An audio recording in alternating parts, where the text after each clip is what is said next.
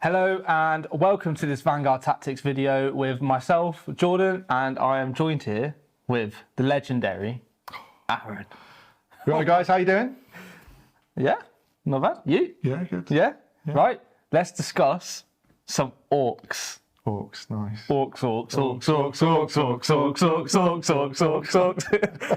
Oh, Dawn of War. Love That's it. a throwback. Yeah. Right. Yeah, it's going to be exciting. How long have you been playing orcs then? So I got into my orcs sort of towards the tail end of 8th edition. Cool. Yeah. Absolutely love them. I've got like nearly 10,000 points of orcs sat on my shelf. Just a few models then. So just a few. I absolutely love them. Just the character of the army is awesome. Yeah. Orcs are one of those armies where I don't think I've ever met a salty orc player. No. Orcs are just genuinely the most fun, crazy army in 40k. You either whiff it or you smack it. I think that's the general gist of orcs, right? Yeah, basically, I started playing orcs. I tried a few different armies, and I wasn't very good at throwing saving throws. So, get an army that when you save on a 6 or you hit on a 5 or a 6, you're happy when you save or you hit. It feels like you've just done something incredibly heroic. Exactly. And all you've done is just thrown a little shiv at someone or something like that. Yeah, exactly. So, yeah, love them. And they're just like this immovable green tide where it just endless numbers. Yeah. They make Tyranids look like just a squad of Space Marines. There's like more orcs than there is probably Nids, I think, if you look in lore-wise. Yeah. But yeah, they are so fun. But let's look into how to play this faction. So do you want to tell me about the army rule? Yeah, sure. So army rule, you guys are probably familiar with this from 9th edition. We've got the War, but it's got a few changes.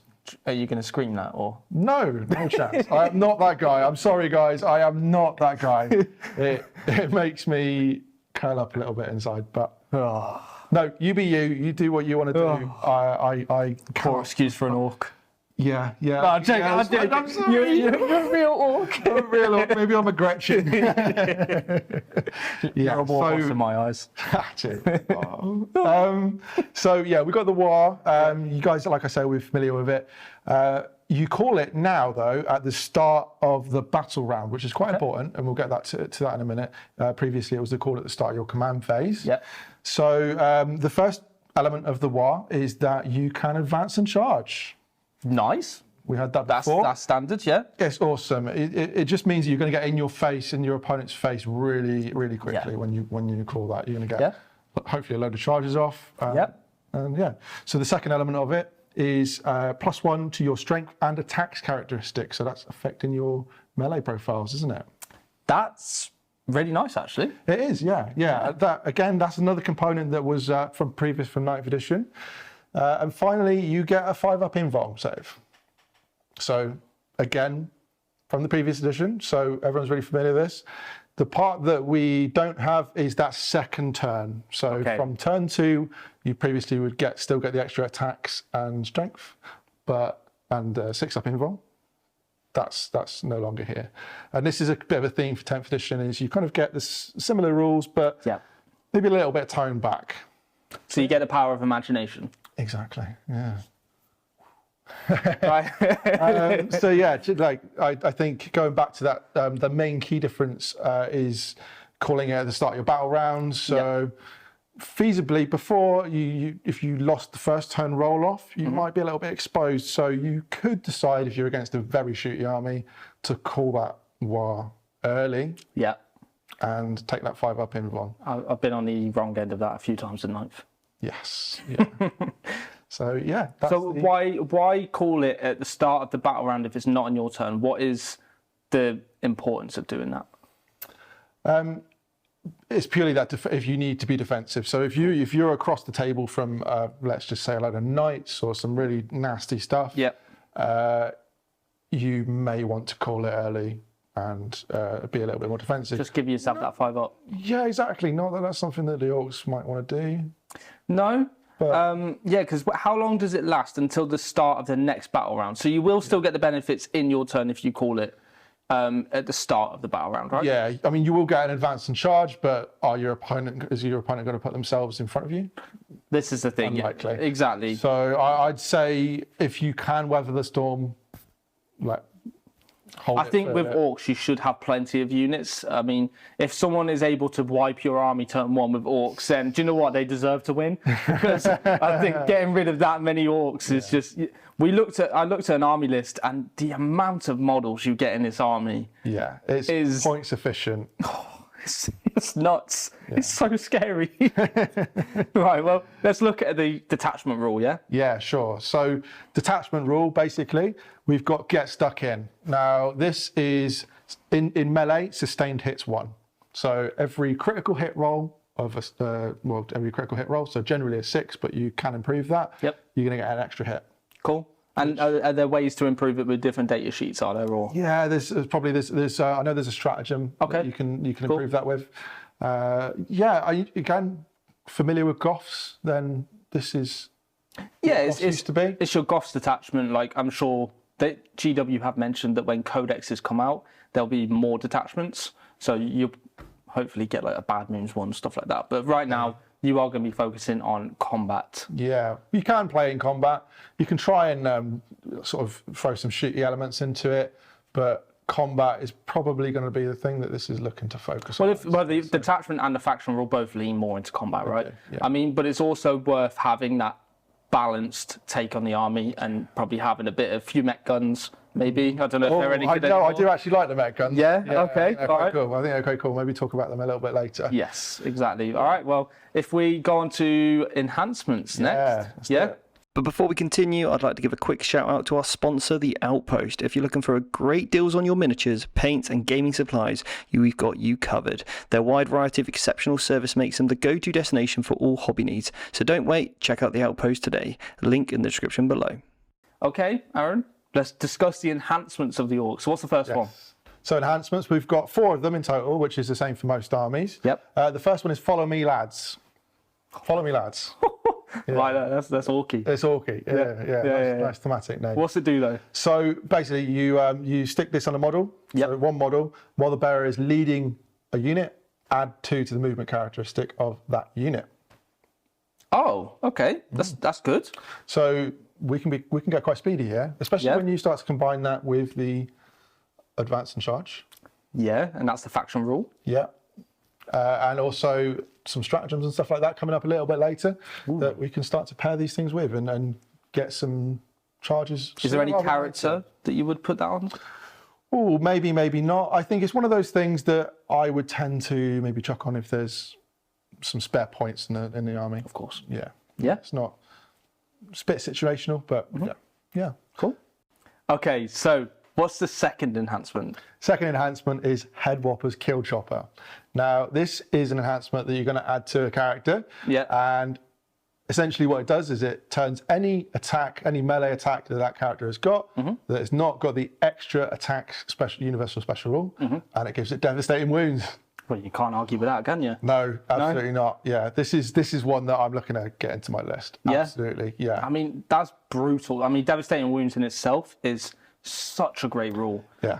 Especially if you can, I mean, I don't know what the damage characteristics is like on some, but I can imagine being the Orky way, I'm sure there are some high damage melee weapons. Yeah. So adding devastating wounds to that is pretty cheeky. Yeah, definitely. Absolutely getting this into my list. And we'll talk about maybe what sort of characters we'll put that on in a little bit. Okay, so what's the third one, Aaron? So the third one is Cunning But Brutal. Nice. What's this one do? I've heard this one before. Yeah, basically Ork models only. Yep. And while the bearer is leading a unit, that unit is eligible to shoot and charge in a turn in which it fell back.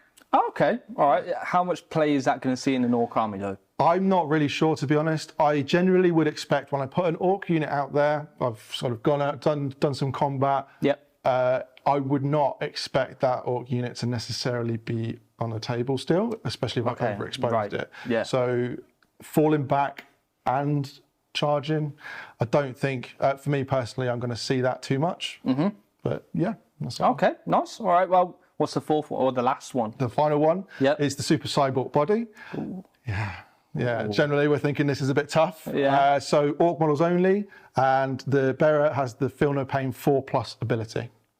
Well, that's nothing to just shirk off. That's really, really good, I think. Yeah, that's really making a character quite tough. Maybe put that on. You have the vehicle war boss, right? What's he called? The Death Killer War Trike. Yeah, You could put that on him. So a that could be 4th good. Fiona playing on a war trike. Yeah, that's pretty nice actually. Yeah. Right. Well, that's Okay. 4. I'd say good enhancements. But which one is the best in your opinion? Definitely the Head Whopper's Kill Chopper. Yeah. Yeah, I want those devastating wounds. And Oh, baby. there's some cool combos I think that we'll see in a little bit that will make that well worth it as well. Okay. All right. And we'll look into some stratagems now. Yeah. Yeah, stratagems, let's do that. All right. Cool. Let's take a moment to appreciate Colourforge, our fantastic sponsor. Their range of spray paints has become our go-to for making our miniatures come to life quickly and efficiently. The quality and variety of colours they offer are truly unmatched, providing a smooth application for stunning effects every time. Check out Colourforge for your next hobby project. All right then. So let's look at some stratagems. So what's the first strat? Stratagems. First one is hard as nails. So this one, Yeah. 1 CP, Oh. -1 to wound. On any Ork unit? Yeah, so no, there is a caveat on it. Okay. Can't be vehicles or Gretchen. Okay. Oh, oh my god. Oh, I was panicking then. Imagine if it was Gretchen -1 to wound on Gretchen. That would be horrifying. That would be a little bit silly, but Yeah. yeah, I think this is going to see a lot of use. Yeah. -1 to wound is really good, and it's a reason for someone not to want to continue shooting something. Yes. So if you, like we said a little bit earlier, Ork units can be picked up fairly easily. Yep. So if you are really trying to hold an objective, a little bit out in the open, you could chuck the Ardent Nails on. Well, you wouldn't be able to chuck it on the truck, but maybe if there were some boys or something inside it, and they come out and you pop -1 to wound, they've wasted some shots to try and kill the truck, and then maybe they have not got enough damage to kill the rest of the Ork boys or whatever pops out. Well, it adds a bit of survivability to, as you said previously, a glass cannon army. We've seen this in previous armies that are similar to this, like Drakari, Eldar. They genuinely feel a bit less tough. So having something such as -1 to wound is great because stuff won't wound you on 3s and 2s. Exactly. -1 to wound is really like quite potent. It's a great ability. Slightly tougher units with the Orks sort of T5 area. Yeah. So great, yeah. All right, second one. Second one is Mob Rule. Now this maybe not seeing quite so much use, but I'd be interested to hear what your thoughts on it. Okay. Basically, it's used in your command phase. One mob unit from your army, so you've got to make sure it's got that mob keyword on it, contains 10 or more models and is not below half strength Okay. until the end of that phase, while a friendly Orcs infantry unit is within 6 of that mob unit. That infantry unit can still be selected to target your stratagems, even if it's battle shocked. Okay. Okay. So it seems to be, to me, very situational. Yeah. But again, maybe you could pop Ardent Nails on a unit that is. I agree with what you're saying. It is situational. I mean, we need to see what the other strats are first. But as you said, I mean, stopping people from using stratagems, I think, is the biggest effect of Battle Shock. Not the stopping from objectives, because that tends to happen in the opponent's Battle Shock step anyway. So I think stopping them from using stratagems such as, I mean, Ardent Nails is great to keep your guys alive on a big horde of Ork boys. Being able to just make sure that they can still use that stratagem. Although the negative to this is you are spending 2 CP effectively because you're going to be spending 1 to do the mob rule and 1 to do the other strat. So there is that edge where it's probably only going to be useful once a game, I think. Yeah, possibly. Yeah. Really knowing your army, knowing the mission, and knowing when you need to apply that is going to be quite key. It's going to be a high skill level sort of thing, I think, rather than just an all-rounder constantly using. Yeah, exactly. Awesome. Right, the third one. Cool. Third one. Here we go. Where are we going? Where we go. Back in a minute. So here we go. Previously, we know that as reroll charge rolls on the Orks. Yep. That is unfortunately gone. Cool. But what we do have in its place is this stratagem that is effectively 1 Orks infantry unit. At the start of your movement phase, you can add 2 to advance and charge rolls until the end of the turn. Hold on. So let's just rewind a little bit. So you use the enhancement to give a unit +2 to move. Then pop, there we go. Then you're getting +4 to move.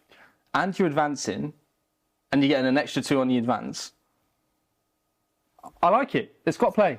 Yeah. So you've got potential for, maybe it's that start of the game, you're trying to get maybe 1 unit out there to deal some damage, or you're looking to push onto an objective that's a little bit far away, you might want to sabotage another objective, then this is something that you could chuck down and really make a charge. Well, that's great, especially when you pop the war, right? Because then you get advanced charge. Yeah. So I think there's, again, you're seeing these synergies come through now. This Ork army really feels like you want to get in your opponent's face.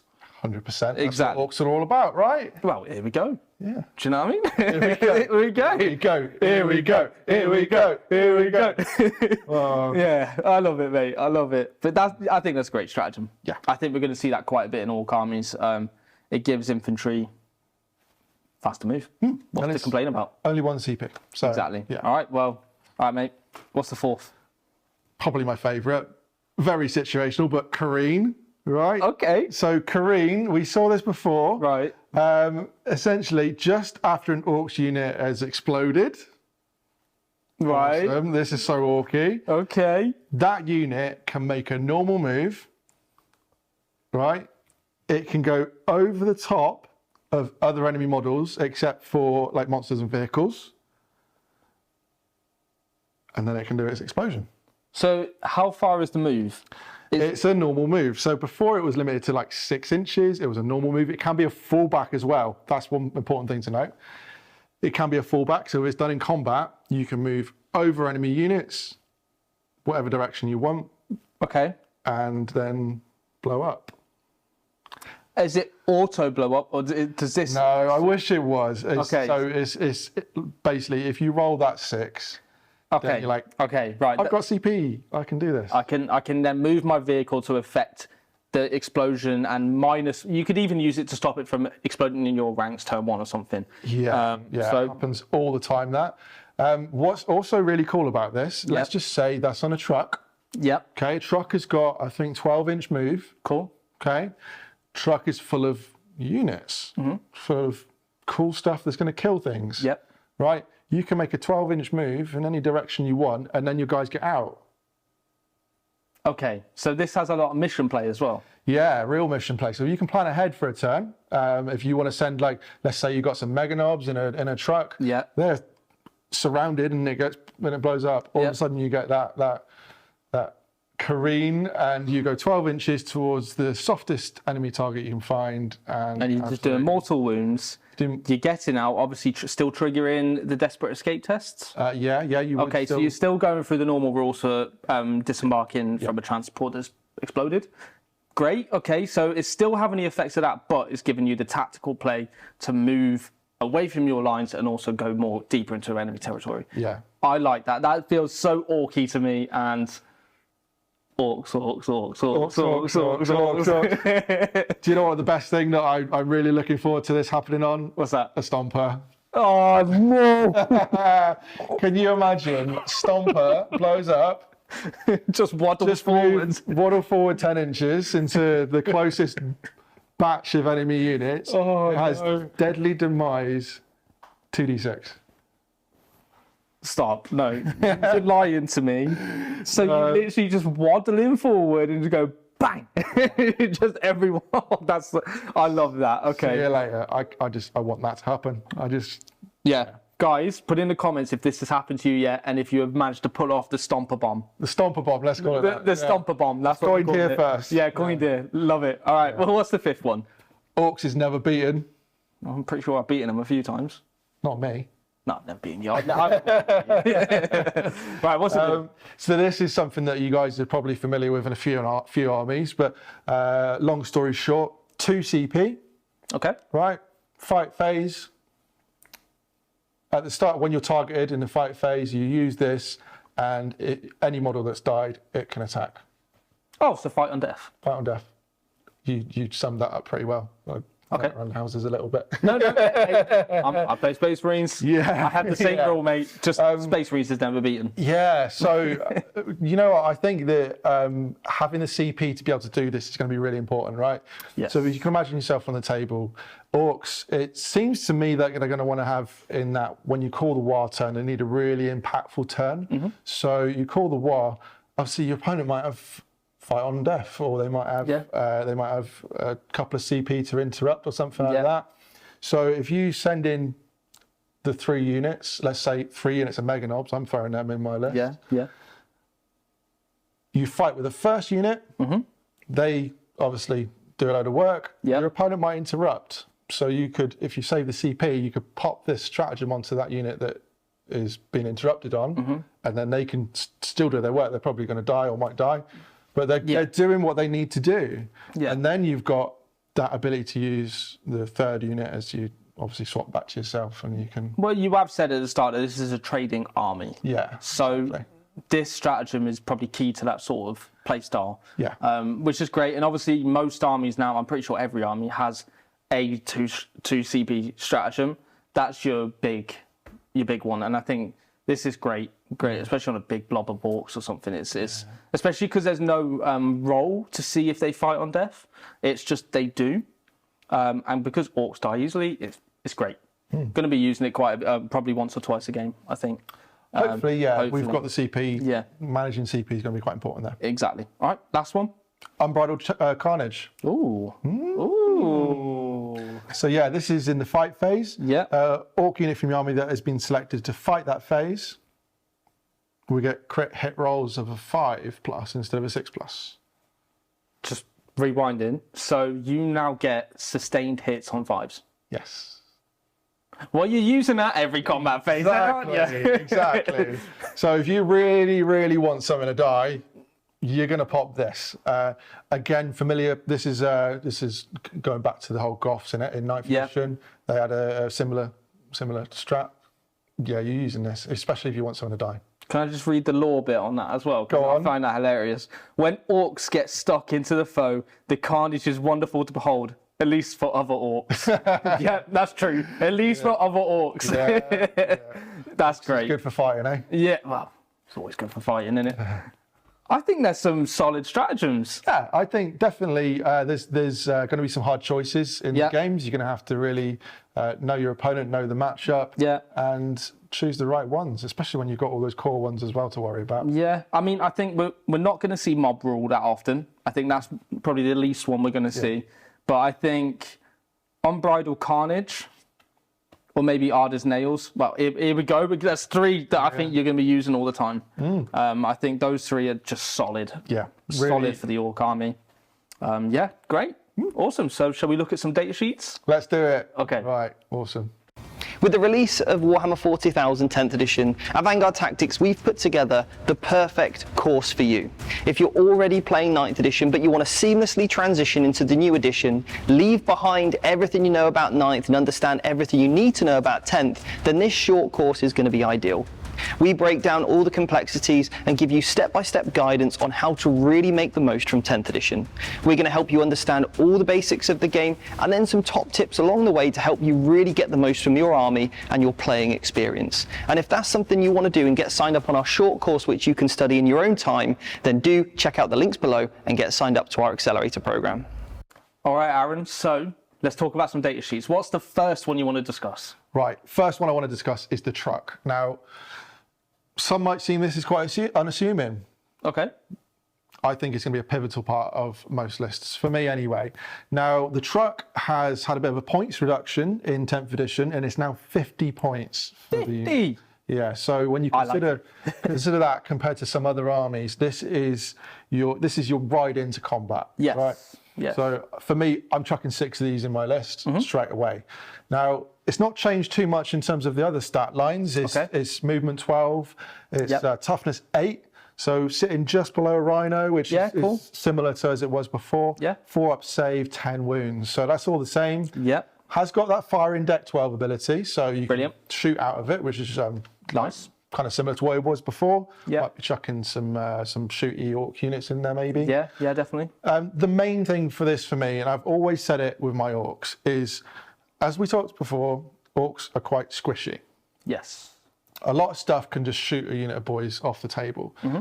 And you don't want that when you're trying to run up the table or when you're trying to hold an objective. So I've always put my Ork boy units in trucks, because your opponent, you stick yourself on an objective, your opponent has to kill the truck, and then they've got to kill what comes out of the truck. Yes. So you're much more likely for that unit to be still alive when it matters. The next thing that I really love about the truck is that now, because it's eligible to shoot, it can do actions. So this is a trend we're seeing in 10th, is transports now have much more mission play, which is great. And I think for 50 points, it's non-negotiable, really, right? 100%. I mean, you're running at least 3 of these in your army. They are fantastic. Do they have Ramshackle still? Ramshackle, unfortunately, that rule is kind of gone. So when you're sort of doing the minus damage, so they are a little bit squishier. They've got 6 up invuln. So that's nice. Kind of, yeah, that was previously, obviously you've got the War, and that was the 5 and then the 6 up invuln, and after that they didn't have anything. So that is a bonus. Yeah, the 12-inch move, they're really going to be that thing that pushes all your threat that extra foot across the board to just overwhelm your opponent, really. Okay, so I mean the truck looks great. I think every list will be running a fair few of them. So what will be going inside a truck? Right, so the first thing, obviously tons of stuff can go in trucks. Cool. The first thing that I'm really keen to stick in there is it's actually a combo. It's a leader, a character, and a unit, and that is the Beast Boss and the Beast Snagger Boys. So okay, all right, the Beast Snagger Boys, they're your upgraded boys. We saw them added in the last edition, and they're kind of like anti-vehicle things, right? Yeah, they're like the old school Orks, right? So they're similar to I mean, they're mostly seen in snake bites, aren't they? Which is an Ork subfaction, and not in 10th edition anymore. But that's what they were originally designed. So they have that old school, like traditional Ork feel to them, don't they? So how do they perform on the table, though? So what is this combo? Right. So just looking at them, if you compare them to the boys, they have got that extra pip of strength compared to the boys with their chopper, which is going to be really important, I think, in this edition, because they're going from strength 4 to strength 5. That's nice. Yeah, and I think that's a real key distinction why I'm choosing the Beast Snagger Boys over the boys. Okay. Because obviously in the War you get +1 strength, so you can wound, let's say, a Rhino on 5s. Yeah. When you're out of the War, that's quite important to have that strength 5, because you're then wounding them on 5 still. Yeah. They're also re-rolling hits against vehicles. Great. Awesome. Yeah, so we're really doing damage to those lower toughness vehicles with these guys. They're also going to be awesome for a sort of duality element of going out and killing your one-wing models, your vehicle, your infantry, that sort of thing. So they're going to be good for that. Okay, Aaron, who is leading the Beast Snagger Boys? Right, so to lead the Beast Snagger Boys, we got the Beast Boss. Oh, baby. Awesome. What's he do? Awesome. So this guy, right, he's got the Beast Chopper. Okay. Which is anti-vehicle and anti-monster 4+. Oh, okay. What's the AP and damage? The AP and damage is 6 attacks, hit on a 2, strength 6, -1, 2 damage. Okay. Okay, right. Now, each time this model makes a charge move, until the end of the turn, melee weapons it's equipped with have devastating wounds. That is a spicy combo. Yeah, you know where we're going with this. It's not a huge volume of attacks, but when you're wounding... 6 attacks with devastating wounds and anti, I mean...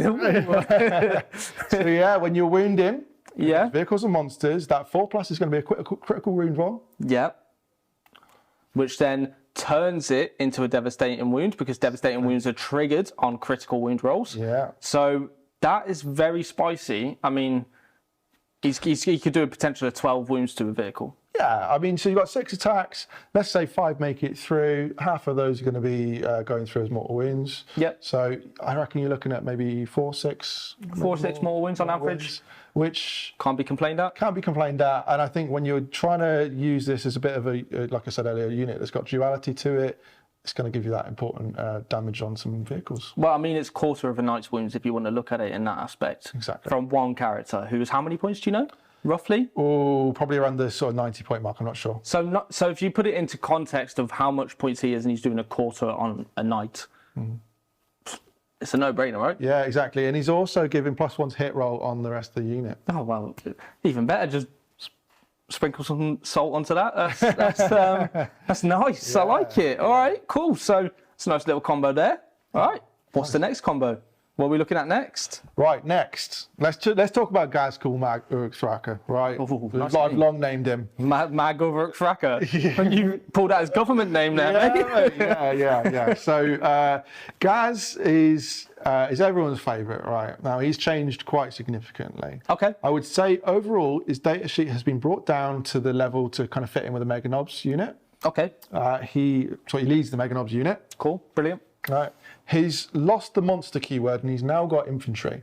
So that's a big distinction because that means he can now walk through buildings as an infantry model, which before, when I fought against Gazkul, I would keep my guys an inch away from a wall and I'd be like, yeah, you ain't touching me, Mr. Magork, Fracker, or whatever his name is. But now he can just fight and go through walls, which is a big distinction for him and also helps with leading infantry. Yeah, exactly. Now he's got movement 5, toughness 6, he's got 10 wounds. Nice. And he's got OC of 4. He's also got Makari built into his data sheet. So okay, I like that. Yeah, you'll bring in Makari. You'll bring in Makari if you bring in Gas. So I need to pick Makari up. Yes. I do like that though, because I did find that sometimes people weren't bringing Makari, and I think it just thematically it fits Gaz, right? Because he doesn't go anywhere without Makari. So I think it's great to see that. But how does that impact gameplay though? So Makari himself, he's got this 2+ save, 2+ invulnerable save. Cheeky. You can't re-roll it. So the first time, you can't re-roll it. No, he's got 1 wound. Yeah. So if he fails, he's dead. Yeah, exactly. Cool. It's a little bit of extra protection for Gaz. Yep. You've got to be careful of precision and a bit of devastating wounds in there. So Makari can get picked up, but Gaz now hasn't got his 4 wound cap. I was going to ask, does he have that cap on his wounds now? No, that's now gone. So yeah, he's definitely easier to kill, I would say, than he was before. Right. Now, importantly, Gaz can be the leader for the Mega Nobs unit. Yep. There's a little bit of it's a contentious point, but Gaz, if you stick him in a battle wagon, he takes up 18 slots. Okay. Right. Okay? Yep. He's taken up most of that battle wagon. Yes. Yeah, and the contentious point is that is Makari a model? He would. I would say that Makari, because it is part of Gazkul's unit, he would be an individual model. Yeah. So if it's stating specifically that Gazkul Thraka counts as that, because if I took Court of the Archon with an Archon himself, they all become a unit. They would take an individual space each. Yeah. So I'd say they probably count as 19 in total in a thing with Makari. Yeah. So this is something that's probably going to need to be just sort of clarified, I think. But yeah, the unfortunate thing off the back of that is the minimum sized squad of Mega Nobs, I think, is 2. Okay. So you couldn't actually fit a unit of Mega Nobs and Gaz in a battle wagon. Okay. Right. So we're seeing issues here now then. Yeah. I wouldn't put a unit of 2 Mega Nobs on the table anyway, personally. It just doesn't seem worth it. Yeah, okay. All right, so he is giving that unit +1 to hit and +1 to wound. Which is nice. Which is really good. So if you're running a unit of Mega Nobs and Gaz together, they would have to run up the board. Right, okay. So can they go in a truck? That's also another point. Okay, so let's clarify this. So what is the issue with this? So that stipulation that is on the battle wagon is not on the truck. Gaz is an Ork infantry unit, so he could technically fit in a truck. Now, we don't like to use that word technically. If you've got to say technically, then in our opinion, you're best to err on the side of caution. For me personally, will not do that.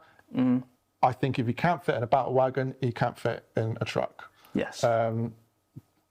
I think it could do with maybe tweaking slightly. Well, I think GW will look at that eventually. I think it is something that with everyone, if you obviously they listen, so GW do listen to everyone. So I think hopefully that'll get looked at and amended. But I'm on the same side as you. As if Gazgul was taking 18 in this big truck, well, battle wagon, I don't think he's going to be fitting into a small truck, unfortunately. And I think the intention is there. I mean, it's pretty obvious he wouldn't be going in that. Yeah. So, yeah, I think as we would play it, we wouldn't do it that way. But obviously, it's up to you how you play it until GW come out and release an FAQ on that.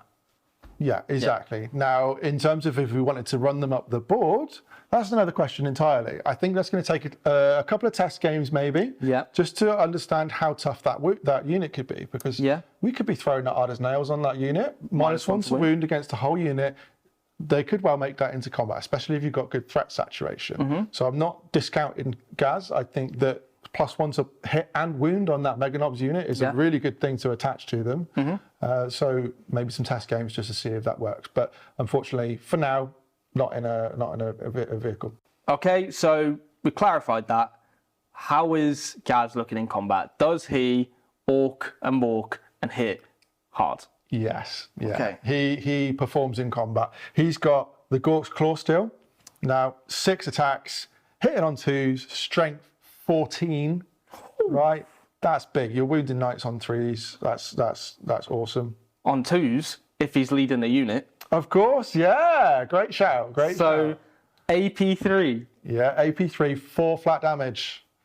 Bam, bam, bam. Yeah. Chop that leg off. Chop that arm off. Sure. I think it's more than chopping arms and legs off that. I think that's just pulp. Yeah, cool. He's squishing legs, he's squishing arms, and he's taking names. Yeah, all right? Exactly. Okay, so on the whole, he seems good. Yeah. He seems good. Should we look at his unit, though, the Meganobs? Yeah. Now, Meganobs, I'm quite excited about. Cool. And we'll chat about that now. How do they work? Let's look at their profile, right? Yep. The movement 5, their toughness 6, which pretty decent. They've got that 2+ save. So they're quite hard to kill, especially in this edition of reducing AP. 3 wounds each. Leadership 7, OC 1. Yeah. Now, they've got a variety of weapon profiles. They've got power claws and combi weapons and things like that. One I'm interested in, twin kill saw. I love kill saws. Kill saws are back in the game. I had these in 8th edition and I'm bringing them back. Love it. Twin kill saw, right? What do they do? 2 attacks. Oh, okay. So not loads. So is that 2 each? No, just 2. So you can take a kill saw on its own, or you can take a twin kill saw.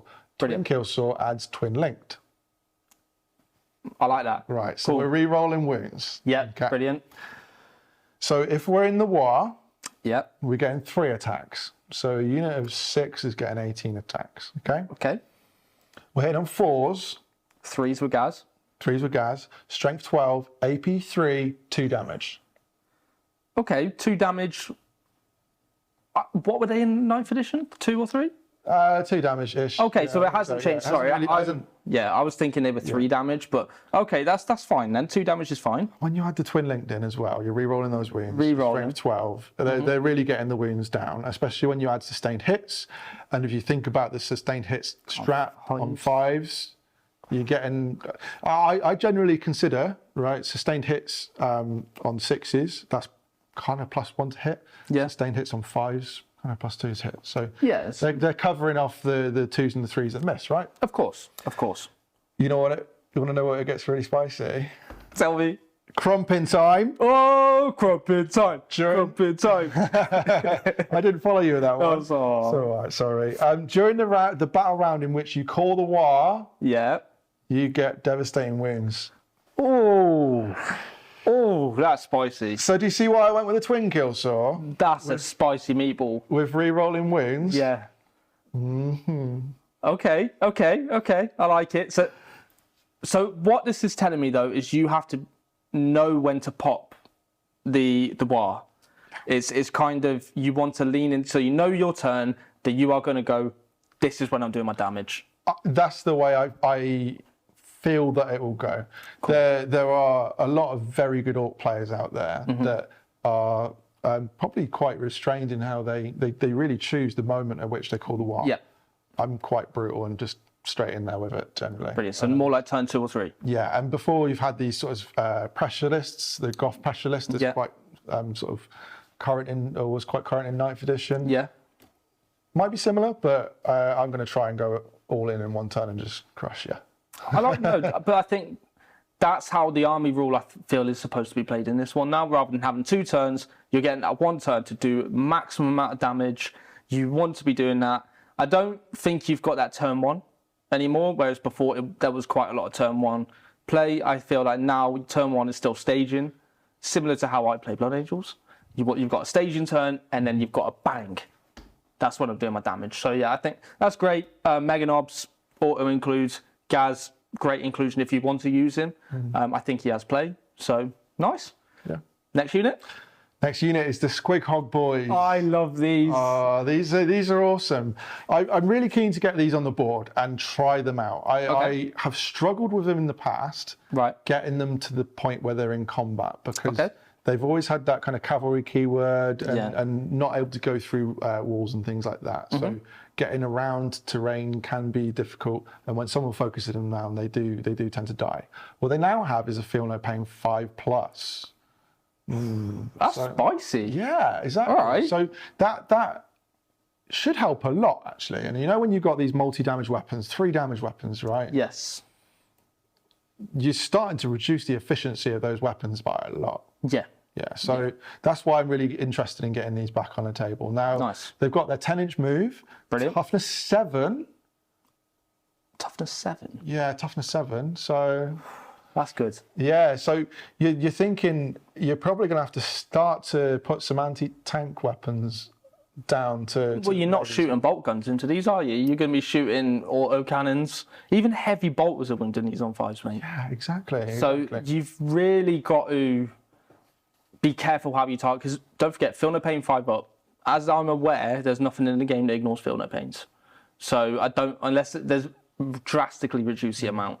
So you are getting that 5 up feel no pain, as well as having a 4 up save, which is nothing to laugh at because AP's gone down massively.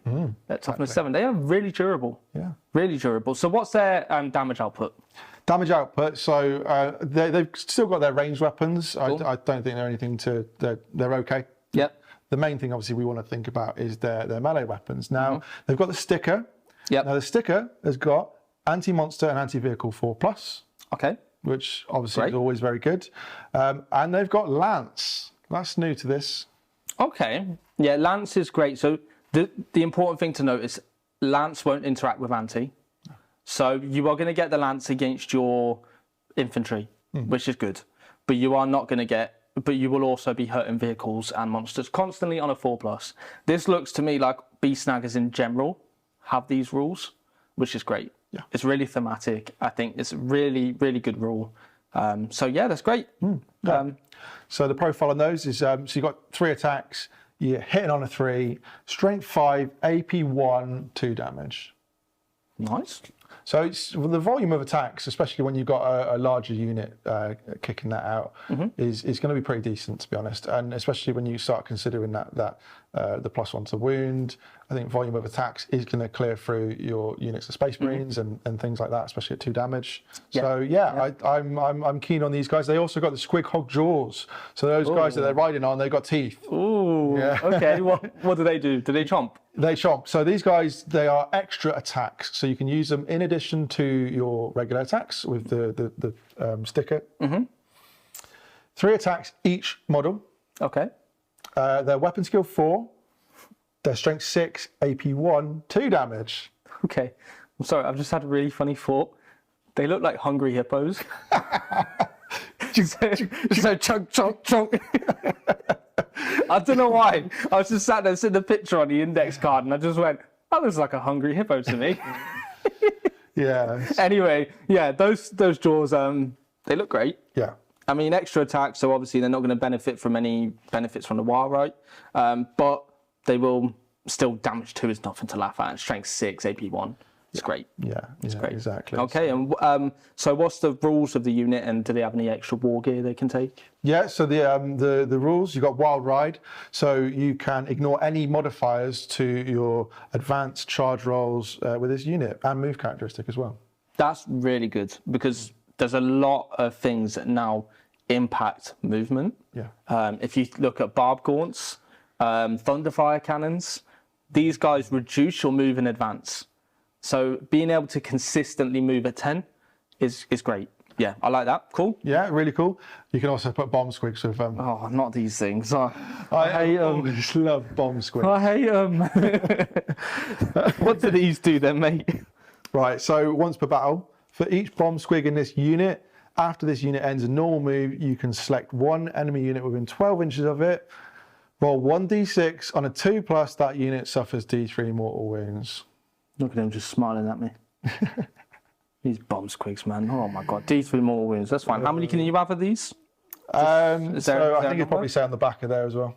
For every 3 models, you can have 1 bomb squig. Okay, so the units are 6, right? Yeah, so you can literally have 2 bomb squigs in the unit at max. 2d3 mortal wounds. Why not? It's great. I like that. Nice. Yeah, Good unit. there is a designer's note on there as well, just to say that when you've used a bomb squig, just take the bomb squig away. Oh, okay. So yeah, you have the little token. You have these little gnarly things. Look at them smiling. Okay, they look great. Who's leading them? Right, so I'm looking at putting the knob on Smasher Squig with these guys. Okay, headbutty guy. Headbutty guy. Yeah, Cool. What's he exactly. doing? So he's got the same sort of profile as the other guys, so he's keeping up with them. He's got 5 wounds, so that's pretty Nice. cool. Yeah, a bit extra. Yeah, the important thing is he's got a big chopper. Okay, what's that do? Have a guess. Does it chop and is it big? It chops and it's big. Sweet. Yeah. It's got anti-monster 4+ and anti-vehicle 4+. Okay, right. Take that, knight. Ugh. Take that, knight. Bam. All right, Right. cool. What's its output? Special rule. Right, let's look at his output first. Okay, yeah, sorry. No, so 5 attacks, hit on a 3, strength 7, AP 1, 2 damage. Nice. Decent. Okay. Decent. Right, so I'm assuming there's more to come. There's more to come. There definitely is more to come. Right, tell me. Hunt them down. Okay, what's this Okay, do? I'm going to hunt you down. No, don't do this. During a battle round in which you call a war, Yeah. this model's big chopper is anti-vehicle and anti-monster 3+. Oh my god. It doesn't stop. That's crazy. Yeah. And he's a character. You know where I'm going with this? Oh no. What are you doing with this one, Aaron? Do you remember that Head Whoppers kill chopper? Oh. Yeah. Okay. So we're going to chuck devastating wounds on that character. So let's just so he's doing devastating wounds on every 3+. Yeah. With 5 attacks, 6 on the charge with the war. Mm-hmm. This guy, he's a smasher, isn't he? He's popping. He's a smasher. Yeah. He's gonna do some pretty good anti-tank. He's brutal. He is. And he's cunning. Sorry, I had to throw that one in there. Yeah, no, anyway, absolutely. So what's the hog boss rule? Hog boss +1 to hit for the rest of the unit. So he hits on 2s. He And hits. the other ones now hit on 3s. Yep. So so you're hitting on 2s. Oh, hitting on 2s. Oh yeah, sorry, I was looking at the hungry hippos. Yeah. No. Yeah. Oh god. Hitting on 2s. Oh mate, these look crazy good. I'm really excited to get these guys on the table. They're going to be cool. I think they're going to be again, we're talking about this duality with the Orks. I love duality with units because if you want to go and kill some like Primaris Marines or the sort, then they're going to be really good at it. They've got that lance ability on there. They're hitting on 2s. They're just going to absolutely nail stuff, right? But then you've got this ability to do some serious damage to vehicles as well. So yeah, this is the angle that I'm really looking to take with this army. Brilliant. I like that. Yeah, I actually really like the aesthetic of the Beast Snaggers though, because I think it just adds something a bit more fantasy-esque, is that the word, to the army. Because if you look at the old world, like Orks, they have so many like squigs and stuff like that. And I think 40k Orks were lacking the squig side of things. So seeing these guys come back and it's great. And I like to see they have a place. But all right, cool. What's the next unit, mate? Next one. So this is a little spicy combo, I think. Yep. We've got, first of all, the Rucker Truck Squig Buggy. And I think we couldn't do this without talking about at least one of the vehicles, right? Of course. One of the Paint it red. Exactly. Goes faster. Exactly. Or it just stays still at the back of the board and has indirect fire. Well, you need to put more red on it, mate. Right. So some of you guys might be familiar with the previous rules to the Rocket Squig Buggy. It had 2d6 shots and it had +1 to hit with those 2d6 shots. Nice. Nowadays, it's d6 +6 attacks for that main gun, the Squig launcher. It hasn't got the smaller 18-inch range gun anymore, but that doesn't really matter. No. It's strength 5, AP 1, 2 damage. It's indirect fire.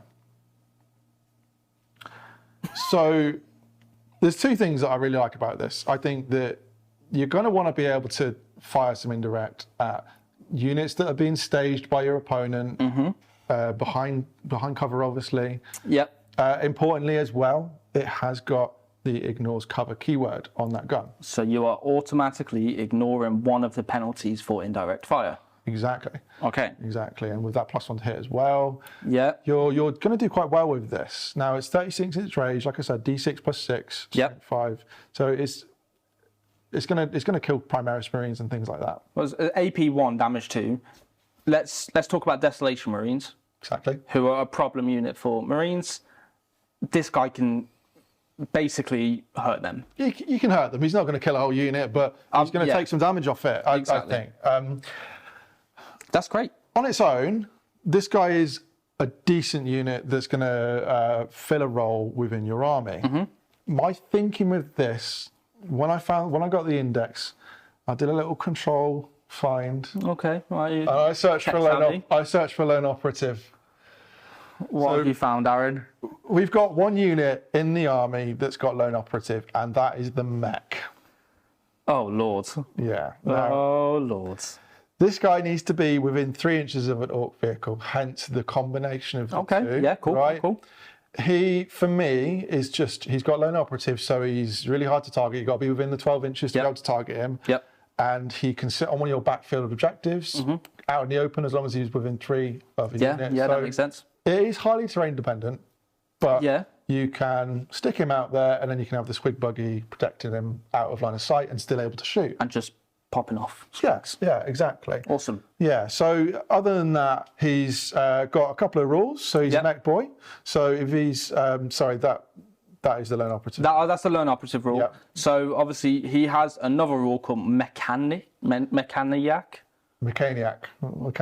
Sure. We'll go with Aaron's way. Yeah. Well, That's the one, all right? at the end of your movement phase, you can select one friendly Orks model within 3 of this model. Yep. That vehicle model regains up to D3 lost wounds.